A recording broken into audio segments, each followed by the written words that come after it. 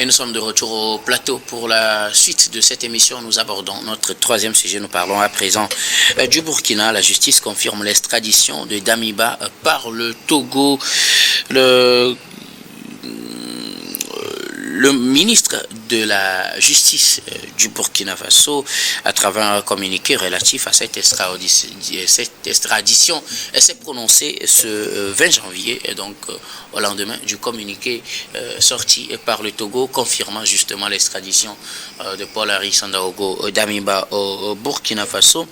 Selon les raisons avancées ou dans la chronologie des faits, le Burkina aurait saisi le Togo le 5 janvier déjà. Et le Burkina aurait réagi le 5 janvier, le 6, le Togo a été saisi et 2 jours plus tard, le Togo, comme il a dit dans son communiqué, a procédé à cette extradition au respect, en respectant certains principes comme le communiqué officiel du Togo l'a dit, sauf que dans les faits qui sont reprochés à Paul-Henri Sandaogo Damiba, ce n'est pas exactement les mêmes faits qui sont relatés par le Togo, ou bien pas tous, parce qu'il y a certains faits qui se retrouvent dans le communiqué du Burkina, mais qui étaient absents dans le communiqué du Togo. Nous allons en parler avec nos invités. Je veux bien commencer par vous. Credo Tété et Paul-Henri Sandaogo Damiba est bel et bien arrivé au Burkina Faso. Il va répondre des faits qui lui sont reprochés devant la justice burkinabé. Le Burkina lui reproche les faits suivants. Il est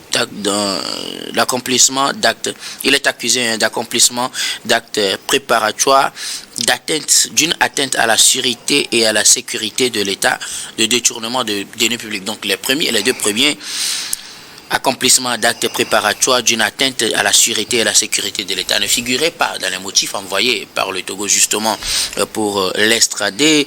On parle de détournement de deniers publics, oui, ça existait dans les motifs envoyés, du moins c'est énoncé par le Togo, d'incitation à la commission d'infraction de blanchiment de capitaux.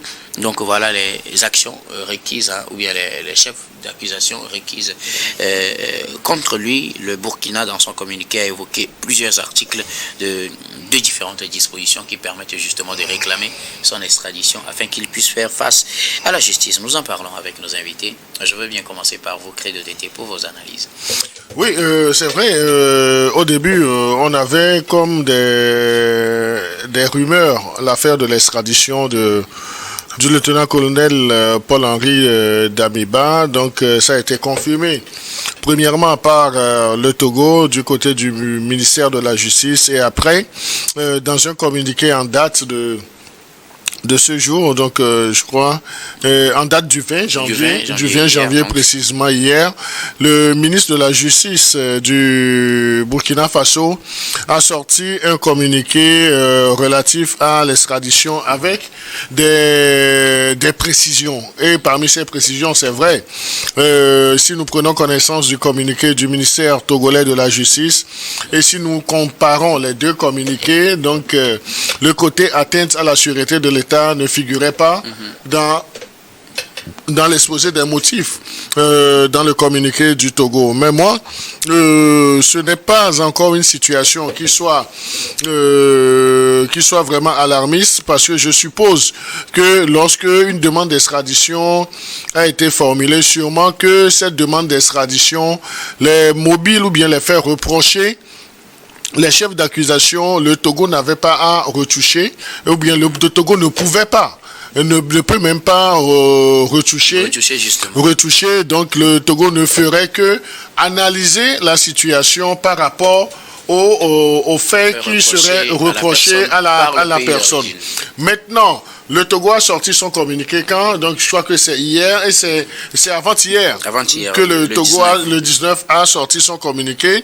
Et du moment où le colis est déjà livré, du côté du Burkina Faso, le lendemain, il y a un communiqué qui est sorti où on nous parle de atteinte à la sûreté de l'État. Donc, je ne pense pas qu'il y ait un souci du côté du Togo, ou bien une certaine mauvaise impression, ou bien une mauvaise saisine de la question par le gouvernement togolais, notamment par le ministère de la Justice, parce que ce sont les deux pôles justice des deux pays qui ont collaboré. Donc c'est... Ma préoccupation, Credo Tété, c'est de savoir si les chefs d'accusation ne sont pas les mêmes entre ceux avancés par le Togo pour l'extrader. Bon, je ne pourrais pas dire qu'ils ne sont pas les mêmes parce qu'il y a juste. Non, c'est juste un point. C'est juste un point qui ne se retrouve pas dans le communiqué du Togo. Dans les dernières accusations sont en lien avec ce point. Les accusations de tentative de déstabilisation du Burkina. C'est d'ailleurs ça qui a fait circuler la rumeur avant qu'on arrive à la confirmation de cette extradition dans les raisons avancées par le Togo. Justement, curieusement, il n'y avait pas cette raison. Est-ce à dire que le Burkina n'avait pas fait valoir cette raison? Justement, c'est sur cette piste que j'allais. Et maintenant, ma préoccupation, si après que Damiba est extradé au Burkina, on montre, ou du moins, on avance donc cette raison, est-ce que ça ne pose pas au plan juridique un problème qu'on demande quelqu'un pour une chose et que dans les raisons pour lesquelles on va l'accuser sur son territoire, maintenant on ajoute d'autres choses? Oui, justement, c'est sur cette piste que j'allais en faisant mon développement. Expliquez-nous alors. Pour dire, vous savez, les faits sont tellement têtus.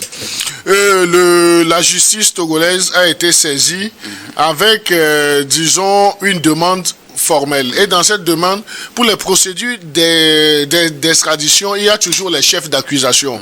Et c'est sur ces chefs d'accusation que la justice togolaise a travaillé jusqu'à ce que, au niveau de la cour d'appel, qu'il y ait eu une audience qui a confirmé qui a accédé à cette demande d'extradition, pas pour les faits qui lui seraient reprochés et dont communication a été faite au ministère de la Justice du Togo. Maintenant, c'est pourquoi je dis, le colis déjà livré et le colis déjà sur place du côté de Ouagadougou, moi, je pense que c'est peut-être un chef d'accusation qui n'a pas été mis dans la précédente demande d'extradition, mais comme on peut, et vous savez, en matière de justice, sur le pénal, il peut y avoir requalification des faits, des chefs d'accusation. Donc, moi, je suppose que c'est une omission, bien c'était une erreur, que ce chef d'accusation qui est conséquente à la date du 3 janvier où on supposait que Damiba allait encore faire une tentative de coup d'État. Donc, c'est parti depuis le 3 janvier. Donc, ce n'est que le 6 que la justice du Burkina a siégé et a formulé la demande. Et si vous voyez le communiqué du Togo, ils ont bien dit que la saisine a été faite le 12 janvier. Le 12 janvier, le temps d'instruction du dossier est par le parquet de la cour d'appel jusqu'à ce qu'on tienne, disons, une audience pour statuer sur le oui ou le non de son extradition. Donc, ça a mis au moins 4 jours. Et vous allez voir qu'une fois que la justice togolaise a obtenu toutes les garanties que le monsieur sera, non seulement il n'y aura pas atteinte à sa vie, il n'aura pas la peine de mort, donc les conventions internationales, du moment où le Burkina a donné toutes les garanties, c'est de fait que le Togo puisse accéder à son extradition. Alors, donc c'est ça qui a été fait. Mais ce que je voudrais dire, une requalification des faits, ou plutôt il y a une erreur dans l'un des deux communiqués? Non, c'est requalification des faits, je ne saurais le dire. Mais moi, je me dis, est-ce que lorsque la demande... Malheureusement, nous n'avons pas la demande d'extradition qui a été formulée au Togo. On n'a que les deux communiqués. Donc on n'a que les deux communiqués. Et dans le communiqué du Burkina, du ministre de la Justice du Burkina, c'est là où il y a plus un en termes de chef d'accusation. Parce que, justement, pourquoi est-ce que ça a attiré l'attention du commun des mortels? Parce que le 3 janvier, les communications qui ont été faites, jusqu'à ce que des témoignages ne soient diffusés sur la chaîne nationale, parlaient de ce chef qui ne se retrouvait pas dans le communiqué du Togo. Donc, on peut supposer que dans la saisine, dans cette demande d'extradition qui a été envoyée au Togo, il n'y avait pas ça.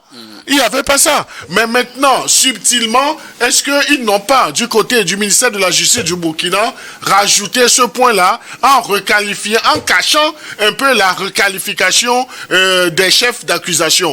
Donc là, c'est une interrogation, mais je voudrais seulement dire que, en fait, il n'y a pas de mauvaise foi du côté de la justice togolaise. La justice togolaise a statué sur une demande avec des points, avec des chef d'accusation, et tout en ayant également les garanties. Vous savez, le Togo ne s'est pas levé pour livrer Damiba parce que ce n'est pas du jour au lendemain. Donc il y avait eu d'autres actes qui seraient reprochés à la Damiba, mais le Togo n'est pas allé sur un coup de tête comme ça pour le faire. Donc la justice s'est prononcée et la justice a autorisé l'extradition de Damiba, et c'est ça qui a été fait. Merci beaucoup. À vous, Credo Tété, Robert Kossigan, que comprendre, le Burkina a confirmé l'extradition de Paul-Henri Sandaogo Damiba par le Togo. Oui, je pense que Credo a déjà élaboré dessus. De principe, je n'aime pas intervenir dans les dossiers judiciaires en cours. C'est toujours en cours. Je ne connais pas bien le dossier, je ne connais pas les tenants et les aboutissants. Donc, je voudrais alors m'associer au développement de Credo Tété pour le moment. C'est-à-dire, oui, ok, d'accord. Moi, j'aimerais ajouter un certain nombre de points. Par exemple, j'ai plutôt été étonné de ne pas avoir vu ce chef d'accusation principal là dans le communiqué du Togo. Peut-être que ce n'est pas une erreur. Peut-être que avant de livrer le colis, comme notre frère Credo, notre grand frère Credo le désigne, avant de livrer le colis, il va falloir quand même statuer sur un certain nombre de points que le Togo a pu peut-être vérifier, ou bien le Togo se disait bon, ça là, sûrement on a des informations qui concordent, et voilà. C'est ça le premier point. Donc, le communiqué du Burkina ne vient que compléter ce qui s'est passé. Il vous souvient également que on a eu plusieurs échos de tentatives de déstabilisation du régime actuel de IB, qui est un régime un peu populaire, sankariste. Il est clairement en révolution, ce que nous on apprécie. Par ailleurs, au mouvement Martin Luther King. Non, pas au mouvement Martin Luther King. Personnellement, j'apprécie. Maintenant, il y a eu plusieurs tentatives. Et le Togo n'a pas accédé et à leur demande n'a pas extradé. Ça veut dire que c'est la goutte d'eau qui a fait déborder le vase. Et puisque M. Credo l'a également dit, il y a eu plusieurs vidéos qu'on a vues, des gens ont témoigné. Donc finalement, le Togo n'a fait que son travail. Et c'est un bon travail, puisque le Togo même s'est mis en alliance politique avec l'AES. Le Togo s'est mis en alliance politique avec l'AES. Le président du Conseil a développé certaines théories avec son ministre de l'Intérieur et son ministre des Affaires étrangères. Et plusieurs dirigeants replacés de l'AES sont venus au Togo à plusieurs manifestations, et c'est réciproque. Donc, le Togo ne pouvait pas continuer par refuser cette extradition, et au vu des faits qui, entre griffes, seraient commis par et notre cher Damiba, et ça témoigne également de la puissance aujourd'hui de l'AES. Aujourd'hui, l'AES fait quand même plier pas mal d'acteurs géopolitiques, et les intérêts du Togo étaient en jeu également. Vous savez que depuis Gnassingbé Père, le Togo a toujours été le bras de mer des pays sahéliens. Et quand on parle de pays sahéliens, on parle forcément du Niger, du Burkina et du Mali. Le Togo a élaboré toute une stratégie là-dessus. Ce n'est pas à cause de Kidam. Anne Griff, c'était quand même un ancien président. Ce n'est pas à cause d'une seule personne que toute la politique économique du port de Lomé, le Togo est un hub stratégique. Ce n'est pas à cause de Damiba que tout va être foiré. Est-ce que je voudrais comprendre une chose? Est-ce que sa présence au Togo générait, ou bien vu les faits qui lui sont reprochés, je rappelle que le Togo n'a pas dit que c'est pour cela qu'il a été extradé. Les raisons avancées par le Togo ne contiennent pas cette affaire de déstabilisation. Il faut qu'on le... Ça reste à prouver après en tout cas, on s'en tient au communiqué officiel du Togo. Le Togo n'a pas pris en compte cette affaire de déstabilisation, puisque ça ne figure pas dans le communiqué officiel du Togo. Ce n'est que dans le communiqué officiel du Burkina qu'on le voit. Alors, est-ce que sa présence au Togo générait autant? Parce qu'on a vu des gens qui sont accusés, mais qui sont dans d'autres pays, qui n'ont pas été extradés. Est-ce que ça générait autant pour que le Togo soit obligé de suivre la procédure décrite dans le communiqué officiel pour l'extrader? Oui, il y a eu la récurrence, il y a eu la répétition. Et il y a eu la récurrence, il y a eu la répétition. Sûrement qu'il a enfreint à certaines règles de bienséance, d'asile. Quand tu es dans un pays qui t'accueille, et qui plus est un pays voisin, il va falloir bien se tenir pour ne pas être extradé. Si le Togo l'a fait, après qu'il y a eu une demande officielle, il y a eu quand même il y a eu une décision de justice. Oui, on avait dit même dans le communiqué du Togo, on a dit public. Oui. Ça veut dire que certaines personnes auraient été autorisées à assister. Et ce n'est pas à huis clos, c'est pas fermé, c'est pas à huis clos. Donc, sûrement qu'il a commis des faits qui ne cadraient plus avec l'asile que le Togo lui avait accordé, et le Burkina aussi avait des raisons solides pour demander son extradition. L'AES est passé par là à travers sa puissance aujourd'hui, la puissance de l'AES, et voilà, donc le Togo était obligé quand même de réagir d'une façon ou d'une autre, soit de l'expulser dans un autre pays, ou soit de l'extrader. Ben, pourquoi l'expulser dans un autre pays que de l'extrader? Si vous l'extradez, ça veut dire que vous êtes en bonne entente avec les pays de l'AES. Je l'ai déjà développé, plus le Togo a des intérêts politiques, géopolitiques, politiques et économiques avec les pays de l'AES. Donc le Togo était quand même contraint. Et ces droits seront préservés, il va se justifier devant les tribunaux de son pays. Merci beaucoup. Je ne sais pas si quelqu'un a quelque chose à ajouter. Non, mais moi, je n'ai pas voulu vraiment aller dans le fond du sujet. Ouais, non. Je voudrais, si nous en tenons au communiqué du ministère de la Justice ou bien du garde des Sceaux, donc la chambre d'accusation de la Cour d'appel n'a statué que sur le mandat d'arrêt international qui a été émis par la justice du Burkina Faso contre Damiba, et la précision, c'est que ce mandat d'arrêt faisait corps avec une demande d'extradition, et une demande d'extradition est beaucoup plus explicite, où il y a une description des faits qui sont reprochés aux mises en cause ou bien à la personne visée. Donc le gouvernement togolais ou bien le ministère de la Justice ne pouvait pas créer un chef d'accusation qui ne serait pas porté sur cette demande d'extradition qui fait corps. La demande d'extradition est une autre chose. Le mandat d'arrêt aussi est un autre acte de justice. Donc c'est pourquoi on dit que le mandat d'arrêt fait corps avec une demande d'extradition. Et dans la demande d'extradition, s'il n'y a pas ce chef d'accusation, ce n'est pas au Togo d'inventer ou bien de créer ce chef d'accusation, mais le Togo doit s'en tenir aux faits, aux chefs d'accusation qui sont motivés dans la demande d'extradition. Et vous savez, le Togo ne l'a pas fait, n'a pas accédé à cette demande d'extradition de Damiba pour les beaux yeux du capitaine Ibrahim Traoré. Donc il faudrait qu'on se dise la vérité. Mais il y a des instruments internationaux. Et le Togo a satisfait à tous ces instruments internationaux à travers les mécanismes de vérification et de garantie de la partie demanderesse. Donc c'est pourquoi le Togo a accédé à cette demande. Donc le Togo n'a fait que le Togo ayant signé ces instruments internationaux, à un certain moment est interpellé sur la mise en application de ces trucs-là. Vous croyez que le fait de dire atteinte à la sûreté est plus grave que le financement du terrorisme? Non, ce n'est pas une affaire de comparer quelle est plus grave. Moi, j'observe juste... Non, mais moi je dis, mais les juristes, oui. L'objet de notre débat, c'est que en lisant le communiqué du Burkina dont nous avons copie, donc là, le seul chef d'accusation vient comme un ajout. Est-ce que c'est réellement un ajout? Donc c'est pourquoi moi je me demande, est-ce que ce n'était pas dedans? Maintenant, le Togo a décidé sur la base des éléments que lui il a mis dans son communiqué. C'est-à-dire, ils ont demandé tout cela. Parce qu'ils ne pouvaient pas ne pas demander ça. Non.